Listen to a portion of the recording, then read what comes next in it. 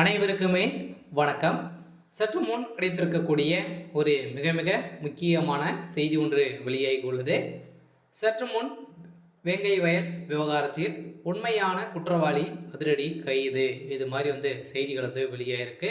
ஏற்கனவே வேங்கை வயல் விவகாரத்தில் குற்றவாளிகள் கண்டறியப்பட்டது, இதை குறித்து சிபிஐ விளக்கங்கள் அளித்திருக்கக்கூடிய நிலையில் மீண்டும் முக்கிய ஆதாரங்கள் சீக்கிரக்கூடிய நிலையில் ஸோ வேங்கை வயல் குடிநீர் தொட்டியில் மனித கழிவுகளை கலந்து அங்கே இருக்கக்கூடிய மக்களுக்கு உயிரை ஆபத்தை ஏற்படுத்திய முக்கிய குற்றவாளி எப்போ கைது செய்யப்பட்டிருக்கக்கூடிய நிலையில் தான் அந்த குற்றவாளி யார் அப்படின்னா திமுக சேர்ந்த ஊராட்சி மன்ற தலைவர் தான்.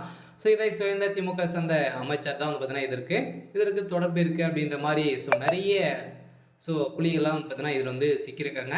இதை பற்றி இந்த வீடியோவில் பார்க்கலாம். அதுக்கு முன்னாடி நம்ம சேனலுக்கு இப்போ தான் நீங்கள் முதல் முறையாக வந்திருக்கீங்க அப்படின்னா மறக்காமல் நம்மளுடைய சேனலை சப்ஸ்கிரைப் பண்ணி சப்போர்ட் பண்ணுங்கள். வாங்க வீடியோக்குள்ளே போகலாம். ஏற்கனவே வேங்கை வயலில் ஒரு குடிநீர் டேங்க் இருந்தது. அந்த டேங்கின் அடிப்படையில் அங்கே குடிநீர் மக்களுக்கு அங்கே தினந்தோறும் அங்கே இருக்கக்கூடிய நிலையில் திடீர்னு அதில் மனித மலங்களை கழிவுகள் கலக்கப்பட்ட சம்பவத்தால் அங்கே மக்கள் அனைவருமே இது அங்கே இருக்கக்கூடிய போலீஸார் மீது புகார்கள் அளித்திருந்தாங்க. அந்த போலீஸார் ஏற்கனவே அந்த ஊர் மக்களால் அவமானப்படுத்திய ஒரு நபராக தான் இருந்தார். அவரும் இது செஞ்சிருக்கலாம் அப்படின்ற மாதிரி தான் இப்போ சிபிஐடி விசாரணை இட்டு இருந்த நிலையில் இது வரைக்குமே அந்த உறவினர்கள் அனைவருமே 397 சாட்சிகள் விசாரணைக்கு உட்படுத்தியிருக்கக்கூடிய நிலையில் இந்த சாட்சிகள் அனைத்தையுமே இதில் வசமாக சிக்கியிருக்காங்க. இதை தொடர்ந்து வேங்கை வயலில் குடிநீர் மனித கழிவு கலக்கப்பட்ட விவகாரத்தில் குற்றவாளி கண்டறியப்பட்டது.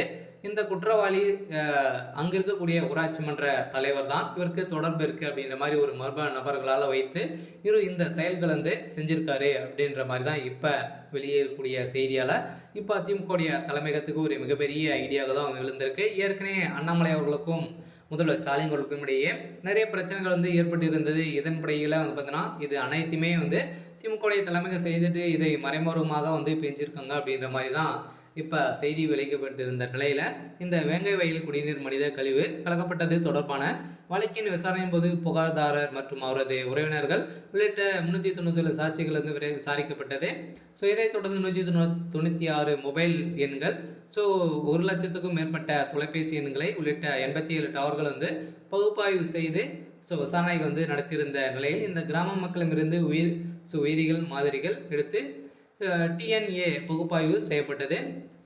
இதனை விசாரித்த நீதிமன்றம் இந்த வழக்கின் சிக்கிய ஏற்கனவே அந்த ஊராட்சி மன்ற தலைவர் மற்றும் அங்கே இருக்கக்கூடிய போலீஸ் ஸ்டேஷனுடைய அனைவருமே ஏற்கனவே அவமானப்படுத்தியதாக தொடரப்பட்ட வழக்கில் தான் இப்போ அவர்கள் அனைவருமே செய்தது இவங்க தான் அப்படின்ற மாதிரி செய்திகள் ஒரு முக்கிய உண்மைகள்லாம் வெளிவந்திருக்கு.